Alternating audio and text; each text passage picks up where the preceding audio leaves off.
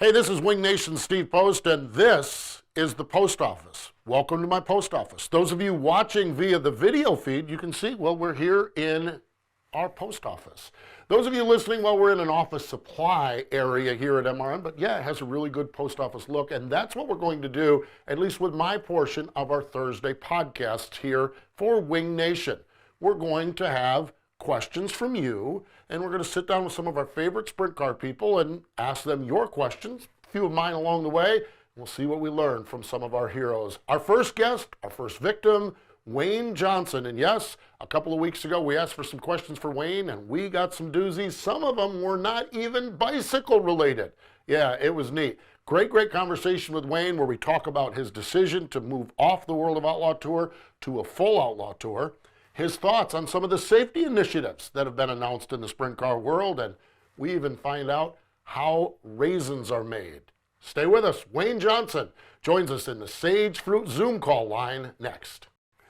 All right, we are here in the post office. Steve Post from Wing Nation, and joining us on the Sage Fruit hotline, or Zoom line, if you will, is my good buddy Wayne Johnson. Hello, Wayne. Welcome to the post office.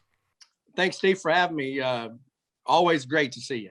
It is. It's always great to catch up with you, and that's what we want to do. We just want to have a visit, just similar to what you and I have when we stand around the pit area. Well, some things we might not talk about, but similar to that, just kind of hanging out and seeing what's happening in Wayne's world, if you will. So fun stuff for sure. And Wayne's world's got a little different plan for this year. Kind of describe what you're going to do as far as your racing and how you've arrived at that, Wayne.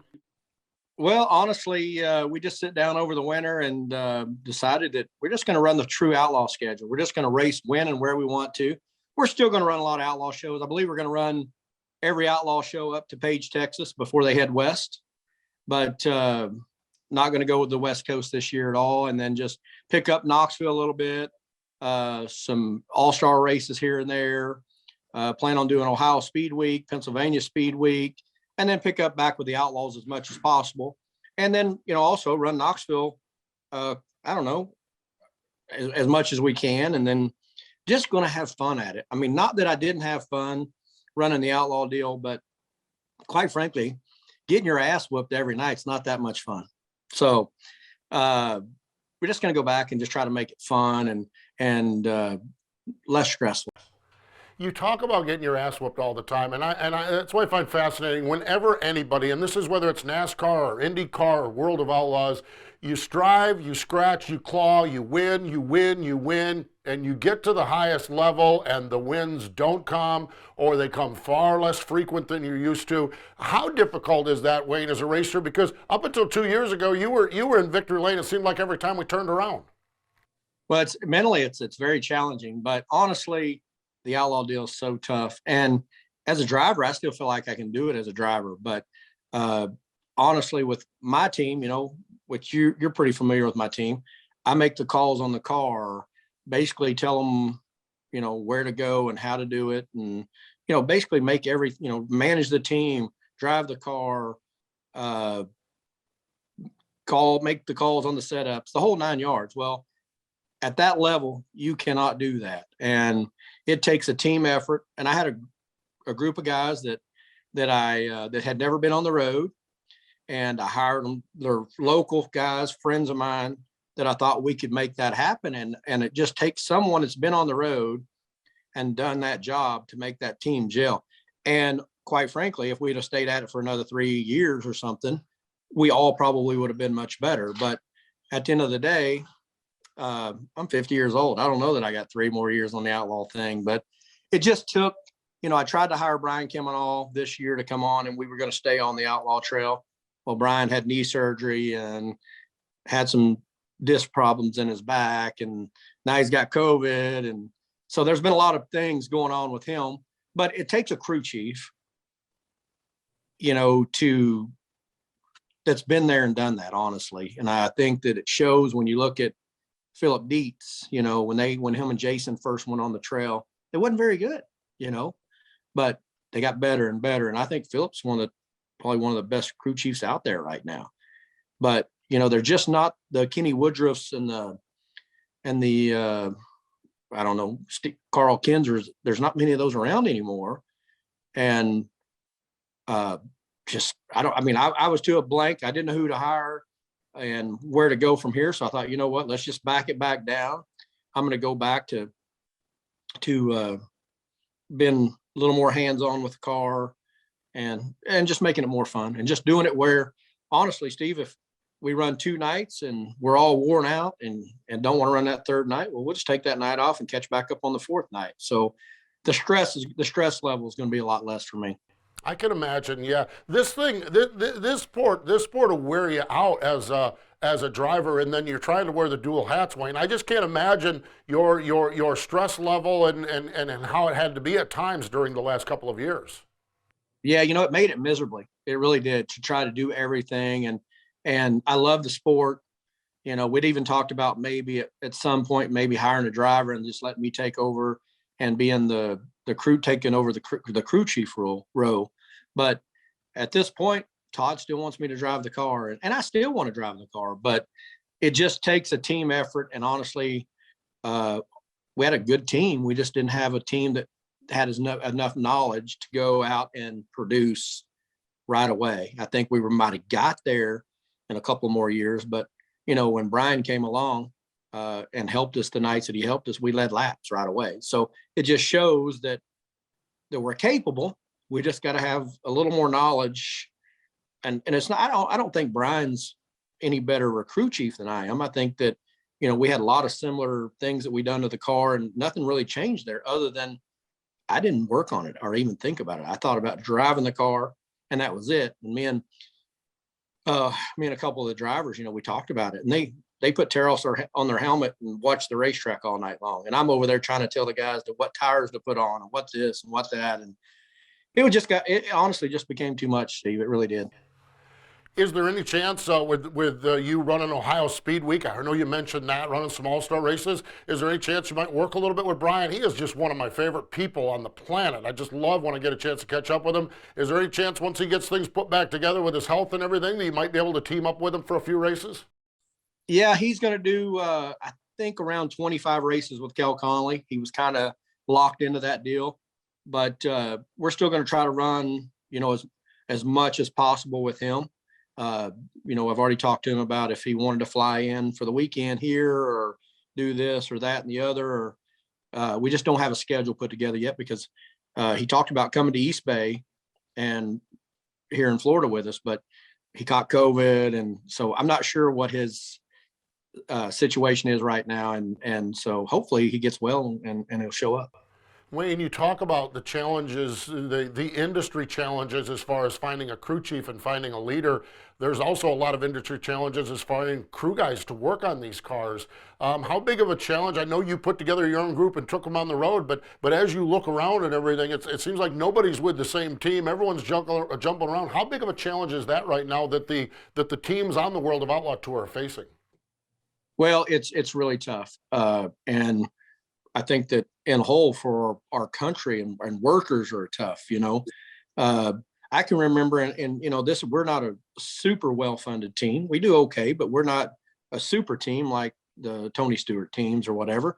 But when these guys are paying them X amount of dollars and 401k and health insurance and blah, blah, blah, and blah, blah, well, our little team can't really do that, and I tease these guys when I talk to them on the phone. I said, it's the experience. It's not about, it is about making money, but it's the experience too.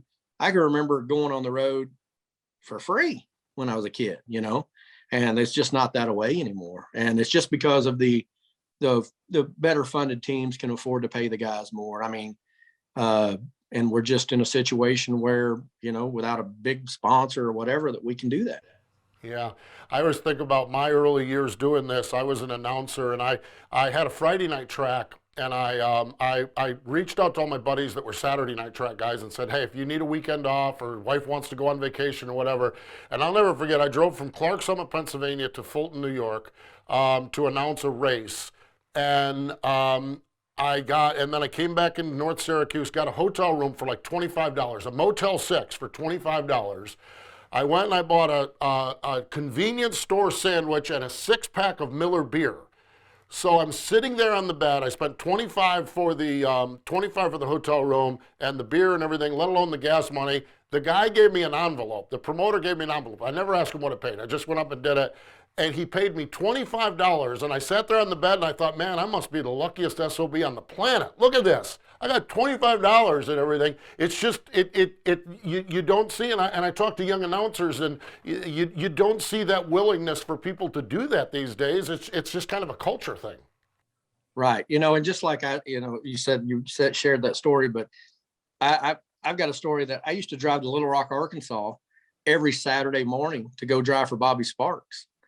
And I remember many times, I was just a kid. I had no money, I worked for my parents, but they paid me what they felt like I guess I was worth or deserved or whatever. Still lived at home. But I would drive to Little Rock, Arkansas with a tank of gas in my pickup and enough money to get in the pits. And I had to make sure I made some money to get home, or I was stuck, or I had to borrow money from Bobby Sparks, who I was driving for at the time. And there was times I'd get there, buy my way in, and hey, Bobby, can I get $5 to get a hot dog and a Coke? Or hey, because we're going to make something, you know what I mean? But if we were ever in a spot where we didn't make any money, I was going to have to borrow money to get home. So that just goes to show, this many, many years ago, but that's how bad I wanted to race, and I just don't think that there's that many people left like that anymore. Yeah, it's different. It really truly is. And that's, again, I think it's more of I don't think it's a sprint car thing. I think it's a society thing. Face it, working's been a challenge. We put out a couple weeks ago questions from people, and a racing question Ryan wrote in. He says, how much has sprint car racing changed, especially with this next generation of drivers getting younger and younger? Wayne, is there a different code of racing than there used to be in the sprint car world with the younger and younger drivers? Well, I've started out as the young guy back in the day. And now I'm the older guy. So I see both sides of the fence now. When I first started, all the older guys, they didn't really like me, and they kind of, shrugged their shoulders at me sometimes. And I just didn't know where I fit in when I was that young. I started at 14, and I was supposed to be 16, but we lied and said, no, I was 16. And the way we got away with it, I drove the rig to the track, and they never asked because I pulled up to the pit gate driving the rig. So they never asked for a driver's license, but I think I looked about 11. But anyway, there definitely is. But now I see these young kids coming up, and there's a lot of them that are really talented. They've been racing for so long. Ryan Timms comes to mind, and he's a friend of mine, and they just live down the road here. And I took him for a test in his very first sprint car.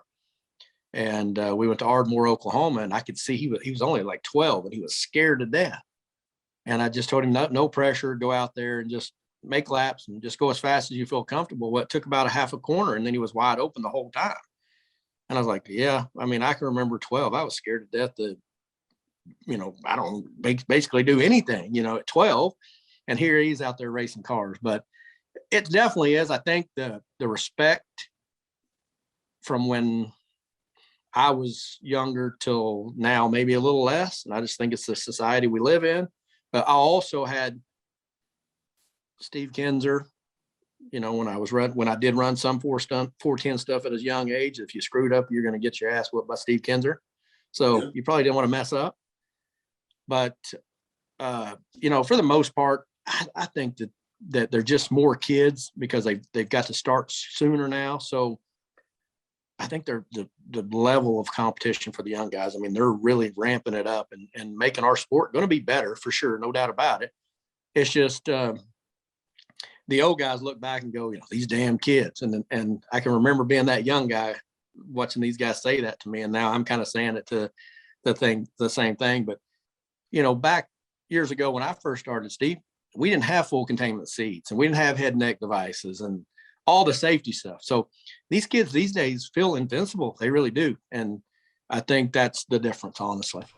Yeah, that's fascinating. That really is. I hadn't thought about it with all the safety and everything like that. And the experience thing, you certainly see it with these kids. It kind of brings me to another question. Rick has the question. You just talked about full containment seats and the head and neck restraints and all of that. Another rule that's been a hot button topic over the last week or two here is the fire suppression system, the World of Outlaws. Rick had this question. Just what's your take on that, maybe that rule, and where we're at as far as the safety initiatives that we're working on?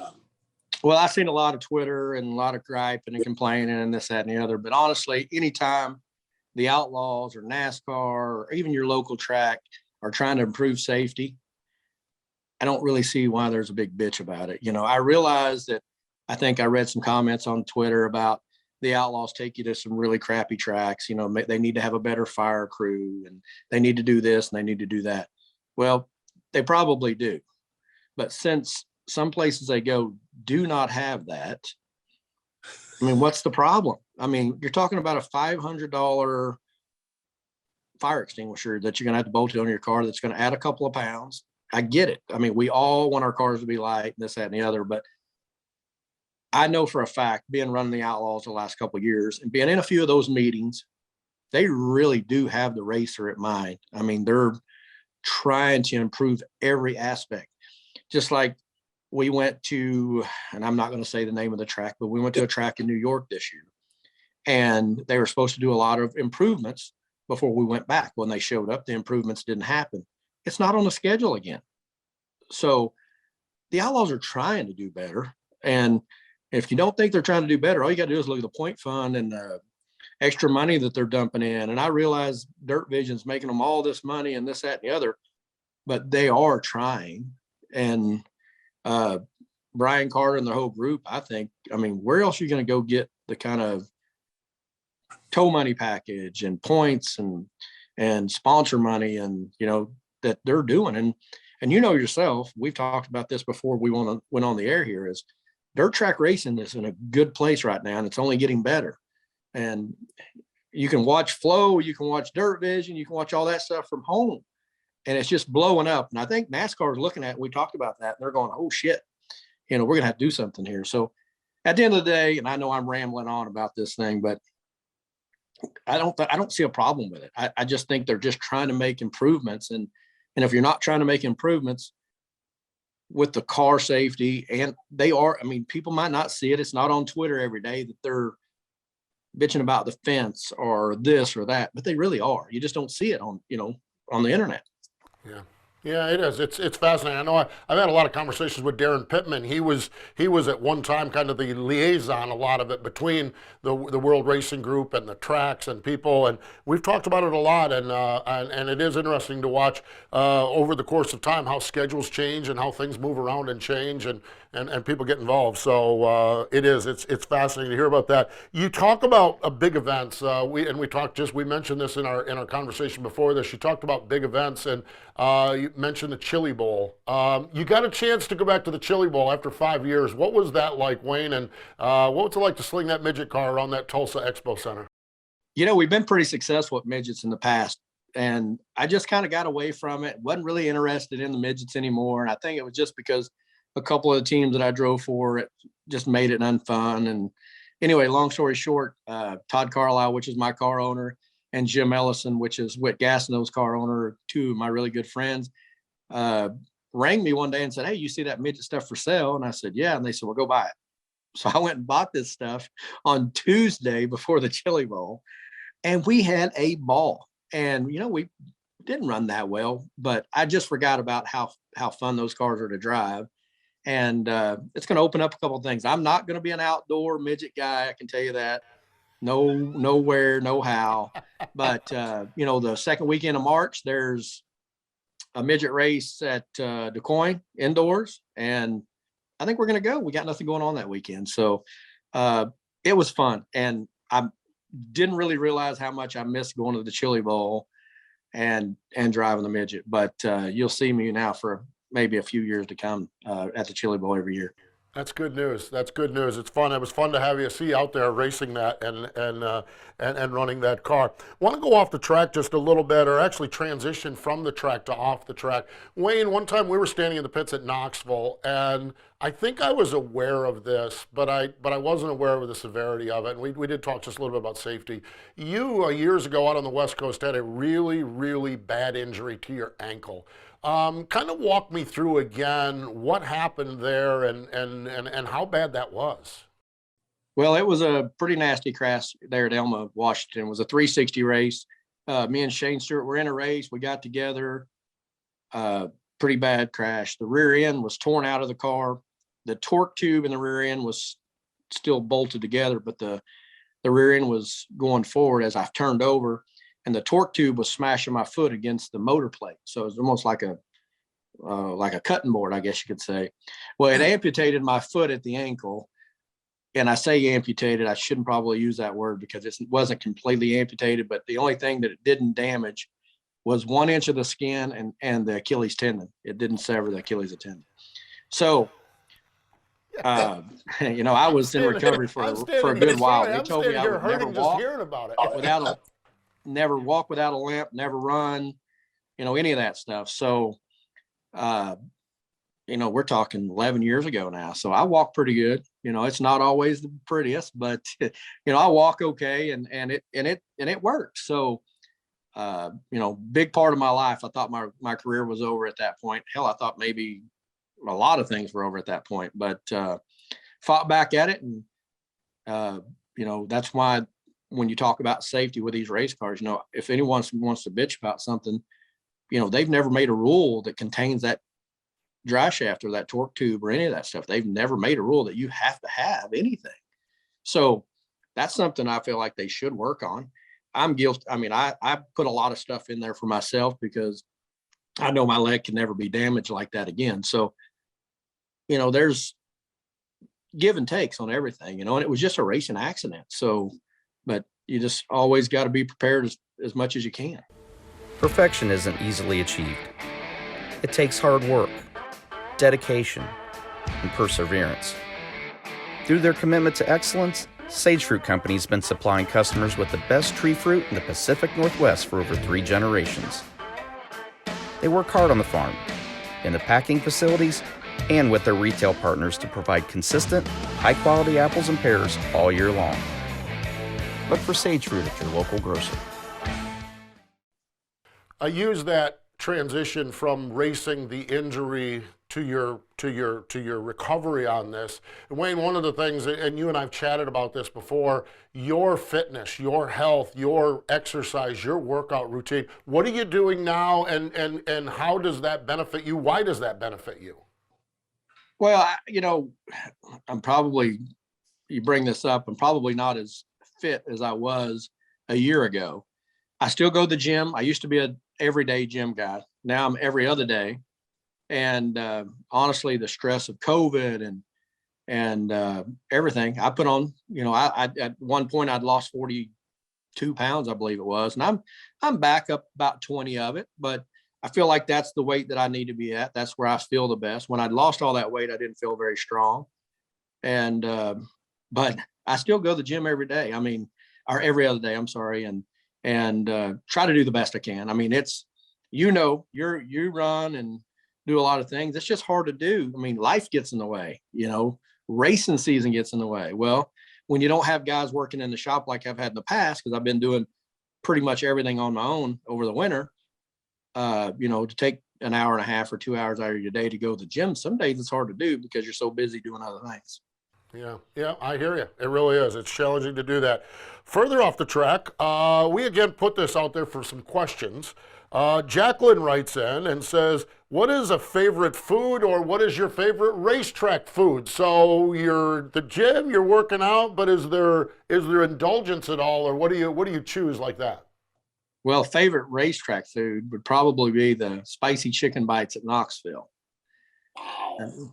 Have you had those? No, I haven't. No, I'll have to check those out. Got to write that down.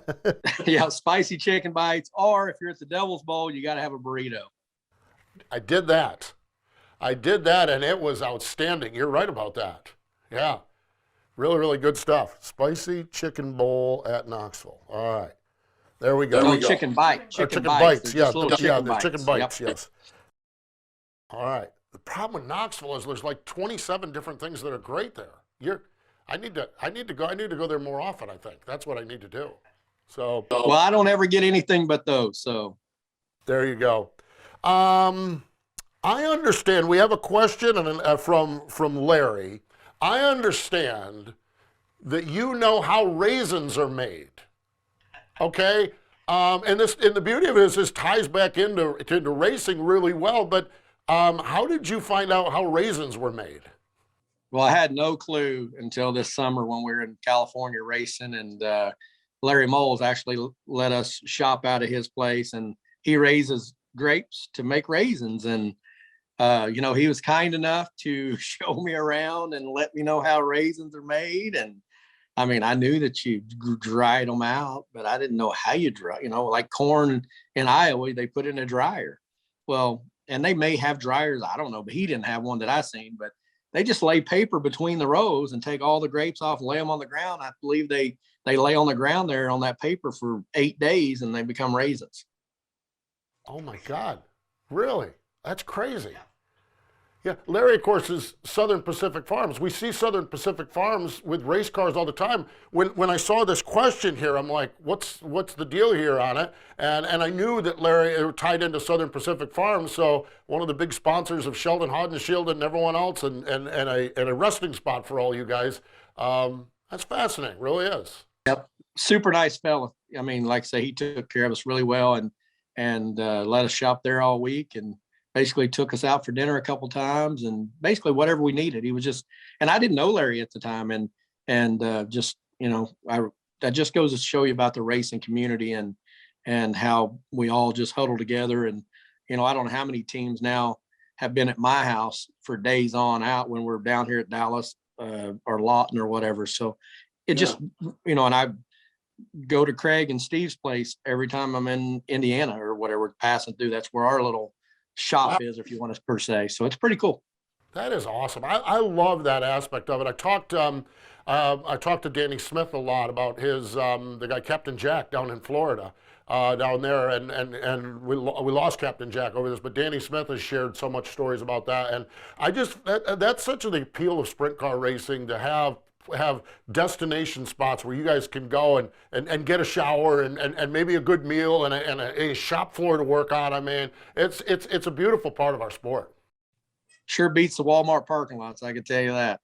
No doubt. No doubt, that's for sure. Let's see, I have a couple. Someone was asking about a Jersey Freeze. Are you a Jersey Freeze guy? No, I'm really not. Jersey Freeze is in Monroe, Iowa, which is, I think, 13 miles north of Knoxville. And, I lived in Knoxville for 14 years, but if I was going to get ice cream, I just went into town to I'm not even sure what it's called anymore. Cone Corner. I just went to Cone Corner. Oh, I love that. Yeah, Cone Corner. Not bad there in Knoxville, that's for sure. It's not quite Dingus, but it's a little different than Dingus, but it's all right. So yeah, for sure. It's the ice cream of Dingus. That's what it is. That's it, exactly, yeah. Well, Josh has a question. Do you have any interesting rental car stories to ask, to share? I don't know which one. There's too many. Yeah. I don't know which Josh is saying. Well, see, that's my question. Is sometimes these things are loaded questions. I think that the raisin was a loaded question where someone was asking a specific question, and I'm not sure which Josh this is either. So sure, but there's so many rental car stories. But the one that comes to mind is about, I don't know, 2 years ago, maybe 3 years ago, on vacation in Mexico. We lost the rental car keys, and it was a fob. And we were just close enough from the bar that we were at to the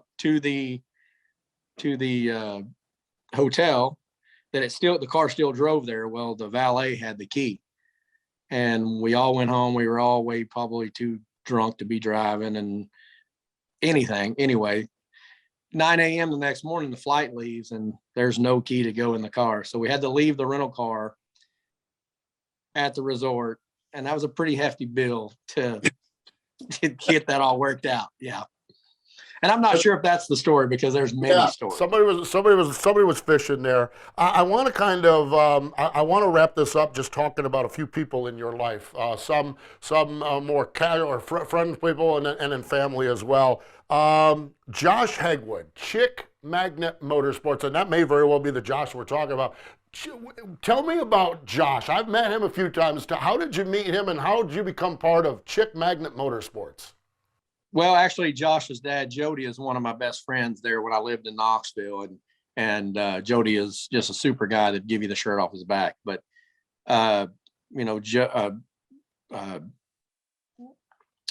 Jody's, I'm not even sure how to say this.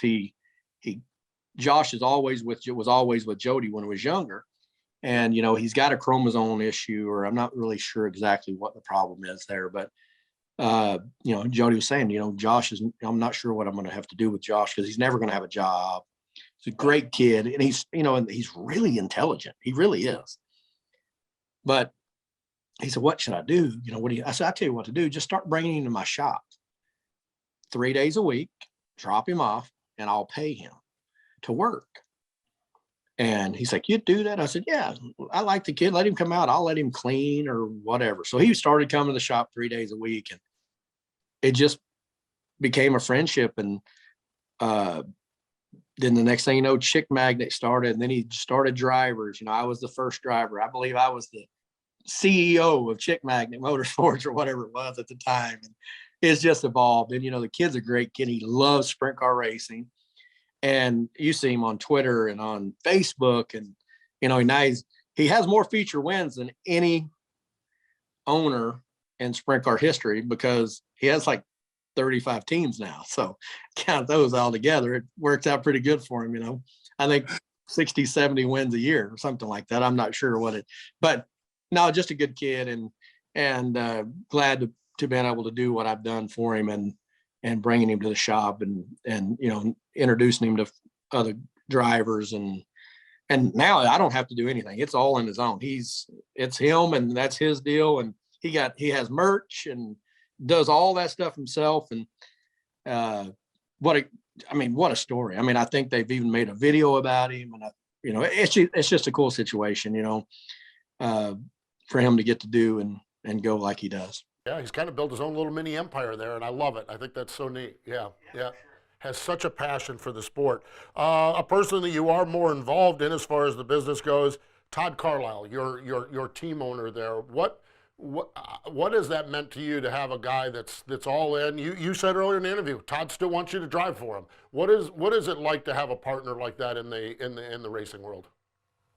Well, I'll tell you right now, it's not even a partner. He is my best friend. He does more for me and my family than anyone ever has, for one. And I'm gonna back you up a minute, because it's not Todd Carlisle.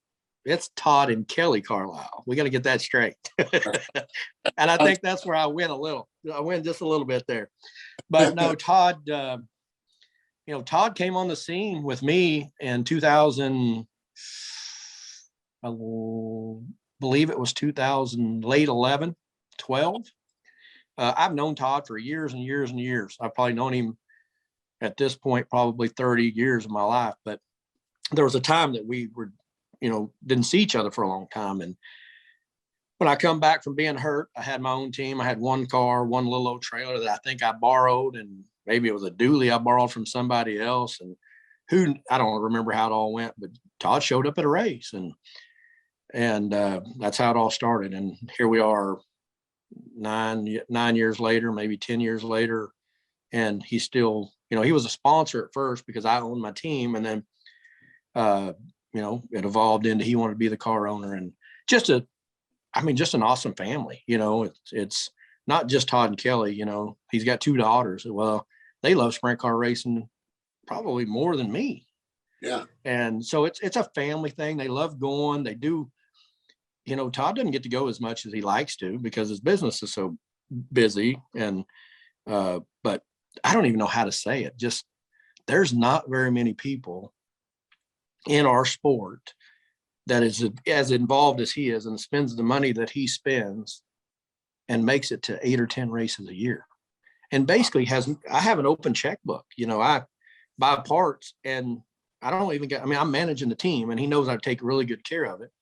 And I'll pat myself on the back a little bit. We've come under budget a couple of years in a row. So Nice. yeah, I'm doing a good job. So, but no, I don't know what I would have ever done without Todd. My career would have been over many years ago, because finding sponsors like that are few and far between, for sure.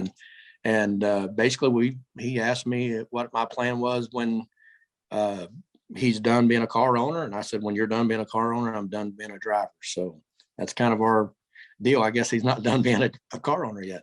We'll keep it under budget. An under budget sprint car team. I don't think that was a phrase we'd ever put together. That's pretty awesome. That may be why we can't hire anybody. I'm too damn tight to hire anybody. Well, yeah, but he did go buy a midget car, so I guess it's all working out all right. That is cool. Yeah, and that's what this whole thing honestly was about. He wants to have fun this year, and he wants to see smiling faces in the pit area, and whether win, lose, or draw, we're still going to have fun. And the outlaw deal just got to be where we wasn't successful at all, and it just became a grind and beat up, and nobody grinned and nobody had fun. And so we just decided to have fun again. Nice. It's going to be great. Final two people I want to ask you are probably the two people closest in the world to you. Sarah, your bride. You roll along through life like a lot of us. You're married, you have a child, you end up divorced, you find yourself alone, and you live this racing lifestyle that is difficult for you to do, let alone to bring someone else into it. And yet Sarah comes along and you two side by side travel up and down the road and do your things. What has that been like to have a partner like Sarah? Oh my gosh, man, I don't even know how to even start. You might make me cry over this. I mean, really, I've been married and it's just hard to be married and travel, and when they can't go, and the kids and this, that, and the other, and we're going way back when, it just makes it tough. Yeah. Well, I really never felt like I had somebody that had my back 24/7, and Sarah does. And we said I said I'd never get married. She said we'd never get married, blah, blah, blah, all this stuff. Well, next thing you know, we're married. So I don't know what to say other than, I love her to death, and she is definitely my rock, because I'm getting ready to leave here on Sunday and be gone for 5 weeks. And I think she's going to come for one weekend, because she's back in the office now because of the COVID stuff's over, or not over, but you know what I mean? But yeah.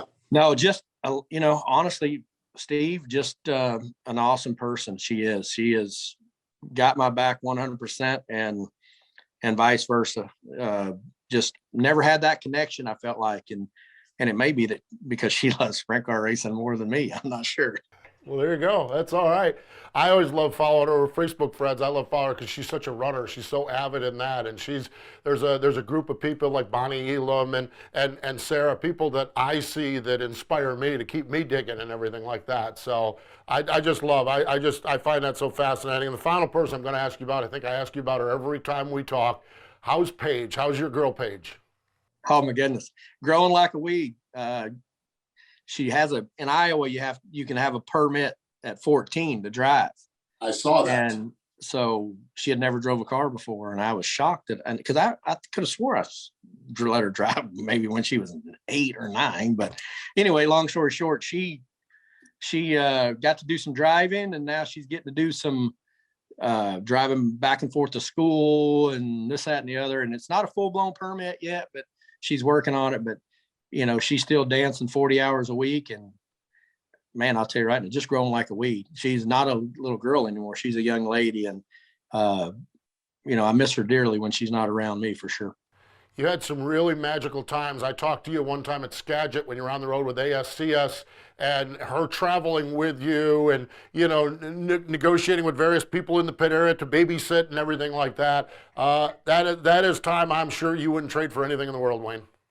No, and this summer we got to do a lot of things together, and she's getting older. So she has her own mind where she wants to go and the things she wants to do. And we got it, and I'm trying to push all the stuff I can, Steve, into as short a time as I can. You know what I mean? Because I know she's getting ready to be 15. Next thing I know, Dad's not going to be cool anymore. Right. So we did Niagara Falls, and we did the St. Louis Arch. We did the Mall of America, Hershey Park. We did all this stuff this summer. And she's like, Dad, can we just have she's asking me just to have a normal day, or whatever. I'm like, yeah, but I'm just trying to make sure we get all this stuff, because eventually you're not going to want to hang out with Dad. I'm going to argue. I'm going to disagree with you because I went through the same thing. My youngest one is 19. My oldest one is 23, and we never hit that phase where they didn't want to hang out with dad. We did a lot of the same things. We did Hershey Park. We did the Niagara Falls. We did it. I think you're onto something there. And I saw you. I saw you a picture of you doing the driver training, and I thought, boy, how's this going to go? So it's neat. Well, listen, she doesn't need any help. She knows how to drive. She's been driving go-karts and four-wheelers her whole life. And she just, it's just a mental block in her head that she can't do it. And I took her over to the mall here in town, and it's a closed down mall, but it's huge, and stop signs and stop lights and all. She maneuvered it all, did well, parked fine. I don't know. I don't know what the problem is, but she hasn't got on the interstate yet. She's not ready for that. So, but she would not drive with her grandfather, her mother, or even with the instructor at school. She wanted to drive with dad first. So that really means something to me. See that? You're going to be all right. You might have a day or two of that doesn't want to hang out with dad. I don't think you're going to have a phase. That's for sure. It's just something about, it sounds like you're on about the same track I am. And my oldest one just got back from India. She spent a month in India doing yoga training. And that's the furthest, that's the longest we've ever been apart. That was a little rough. But we went out to dinner last night when I got back and everything. It's all good. Dads and daughters, it's a good combination. It really is. Really, truly is. We're very fortunate to have girls. I don't have a son. I wish I would have had a son. I have a stepson now, but man, those girls, I don't know, girls and dads and moms and boys seem to, I don't know, you're closer that way. Like I was closer to my mother than I was my dad. So I think that's the way it works. I think so too. I think so. Wayne, it is always a pleasure to chat. When we decided to launch the post office, I was so glad we were able to make you our first guest on it, and just appreciate the visit, appreciate your time, and can't wait to catch up with you at a racetrack this year. Well, thank you very much for having me on. It's always awesome to be on, to get to visit with you, and I'm shocked that there wasn't some different questions. I'm actually not shocked. I'm pleasantly surprised. We weeded out the bicycle questions. Awesome. Awesome. You understand? I figured it's a new year, it's a new season, so we'll just move forward with it. So yeah, I'm over the bicycle questions. I'm over all that. There was a bunch of those, I will say that. So it's all good. Wayne, always a pleasure. Thanks for joining us. Thanks, Steve, for having me. There we go. Wayne Johnson, more in just a moment. Perfection isn't easily achieved. It takes hard work, dedication, and perseverance. Through their commitment to excellence, Sage Fruit Company has been supplying customers with the best tree fruit in the Pacific Northwest for over 3 generations. They work hard on the farm, in the packing facilities, and with their retail partners to provide consistent, high-quality apples and pears all year long. Look for Sage Fruit at your local grocer. I love chatting with Wayne Johnson, whether it's in the pit area or here in the post office. Appreciate him taking some time and joining us via the Sage Fruit Zoom line. That's what we're going to do on the post office with Steve Post, have conversations, and we're going to weave in your questions that we'll ask in advance once we know who our next guest will be. So we appreciate the questions, and we love hanging out and talking with Wayne Johnson. We're also going to do a couple of other different shows that will drop on Thursdays. As you know, with Aaron Evernham, if you've followed Wing Nation much, you hear the drivers or you hear crew chiefs say, as you know, Aaron, she's a former racer. She has such great engineering background. And they say, as you know, Aaron, stuff they'll never say to me because I've never sat in a race car. So we're going to have those in-depth conversations, the as you know conversations with Aaron Evernham. We're also going to have Getting Off Track with Ashley Strummy. Ashley co-hosts our MAV TV show. Hope you're checking that out on the weekends as well. So we're getting off track with Ashley, and she is going to just bring you the flavor and talking with so many neat people off the racetrack. It's going to be fun. Get Ashley's perspective from off the track. Getting Off Track with Ashley Strummy, as you know, with Aaron Evernham, and the post office with Steve Post. And then maybe once a month, we're all just going to sit down and the three of us are just going to talk sprint car racing. So looking forward to it. It's going to be an exciting time, that is for sure. And we appreciate you joining us here on our maiden voyage. Again, thanks to Wayne Johnson for spending some time with us. More important, though, than all of that, Thank you for spending time with us here on the post office here on Wing Nation. Yeah, we don't need people walking into the mail room here. It's like, I can't see if I got this on my phone. Yeah. I put the laptop in the trailer this morning and I wasn't thinking properly. yeah. What is all that on the back wall? This is actually our mail room. This is our mail room. So like MRN envelopes. Oh, okay. So yeah. So I mean, it's just our. Yeah, over here's a copier. You know, I mean, it's just it's just yeah. We got a copier over here. It's just the mail room. Yeah. So we were gonna create a set, and then Hank comes in here and says, "Well, this is better than a set." You know. So. Right.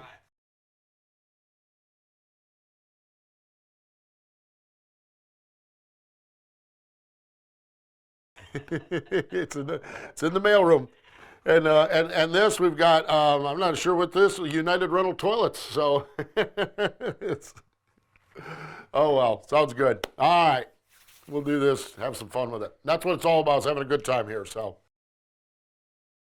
yes, indeed. Yes, indeed.